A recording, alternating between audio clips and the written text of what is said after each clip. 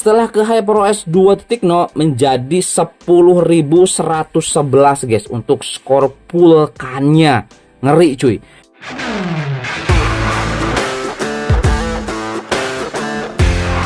Kembali lagi bersama saya di channel Wahyu Zekta. Nah teman-teman, di video kali ini saya mau share nih ya. Ini saya sudah uji tes performance untuk si Poco F6 guys ya. Nah jadi teman-teman simak dari awal sampai akhir ya biar jelas. Oke. Nah di sini saya sudah coba tes teman-teman, ada Antutu 3D Mark, kemudian juga ada CPU throttling dan ada Geekbench 6 guys. Nanti saya coba perlihatkan hasil uji tesnya. Di sini saya juga uji tes Antutu tuh nggak sekali, berkali-kali guys ya. Karena saya pengen tahu ya, kalau misalkan dengan menggunakan mode performance kita dapat Antutu tertingginya berapa gitu ya. Nah sebelum itu, di sini saya mau kasih informasi dulu nih. Di video sebelumnya saya lupa guys, di bagian SAN tambahan kita lihat untuk di bagian penambahan memorinya. Nah, penambahan memorinya ternyata di sini sama dengan Poco X6 Pro. Dia bisa sampai 12 GB guys ya. Ini setelah update ke HyperOS 2.0 di Poco F6. Oke, seperti itu teman-teman ya. Untuk di penambahan memorinya. Kemudian guys, di sini untuk baterai. Nah, untuk baterai kan di sini ada perlindungan baterai yang dicas sampai 80% atau pengisian daya cerdas. Di sini saya sudah tes juga teman-teman, bisa dilihat ya. Ini pola charging saya, ini sampai 80% di stop langsung. Kemudian saya pakai, ini hasil uji tes ya, saya lagi tes nih sampai 2 kali charging. Kemudian cas lagi sampai 80% ya. Nah, kalau sekarang di sini saya cas juga sambil cas, tapi di sini saya nggak pakai perlindungan baterai guys ya. Nah, di sini nggak pakai perlindungan baterai, saya matiin semua karena saya ingin sampai 100%. Gitu teman-teman ya. Oke, itu untuk tambahan aja. Sekarang di sini kita langsung saja masuk ke dalam Antutu Score guys ya. Di sini saya sudah screenshot sebenarnya, tapi kita lihat dulu masuk ke dalam aplikasinya. Di sini hasil terakhir pengujian saya guys. Nah, 1.485.000 ya. Ini saya tanpa menggunakan mode performa. Saya tidak aktifkan mode performa dan dapat skor di 1.485.000 guys. Nah, kalau misalkan di sini menggunakan mode performa, sebentar teman-teman, kita coba perlihatkan ya.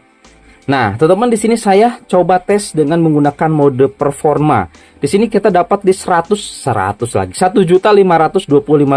Saya belum puas guys. Ini kayaknya bisa lebih tinggi ya untuk skornya. Oke, dan kemudian selingan itu saya coba tes untuk storage-nya. Storage-nya di sini skornya sampai 182.000 karena menggunakan UFS 4.0 ya.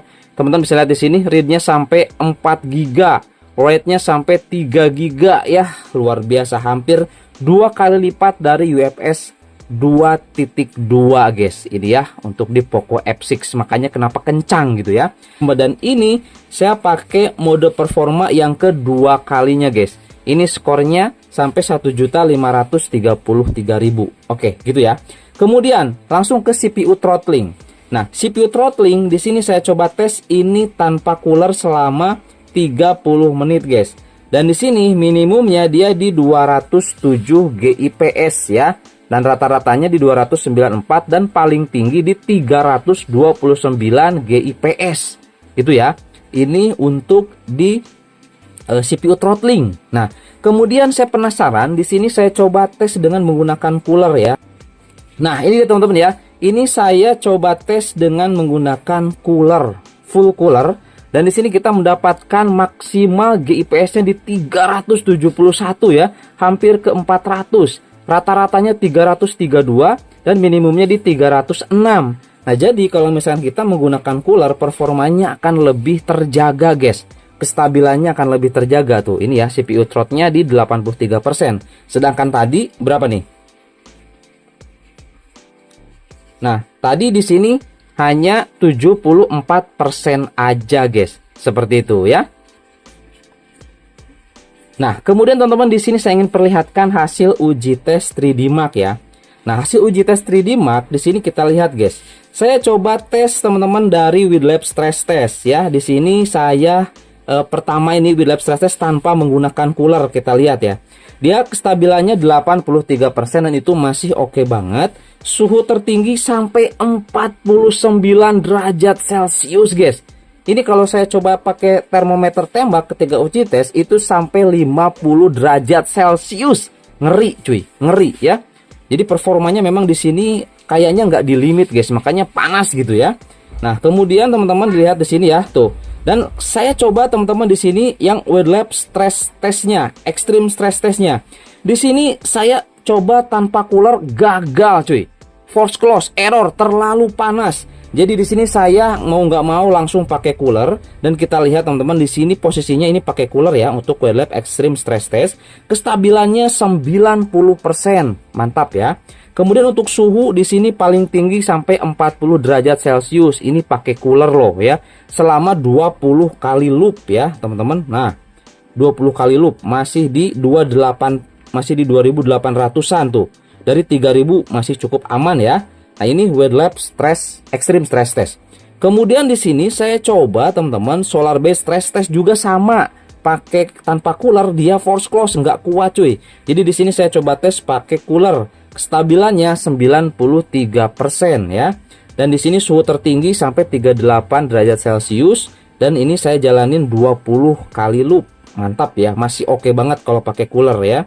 Kemudian di sini saya juga terakhir still Noman like stress test juga 92,4%, sama juga guys, tanpa cooler dia force close, nggak kuat di sini. Mungkin karena suhu ya. Dan di sini saya pakai cooler, maksimal temperatur sampai 35 derajat Celcius guys. Ini juga tergantung suhu ruangan ya. Dan hasilnya seperti ini, saya coba selama 20 kali loop guys. Luar biasa ya, itu untuk di 3D Mark ya teman-teman, setelah update ke HyperOS 2.0 di Poco F6. Selanjutnya di sini kita lihat di Geekbench 6.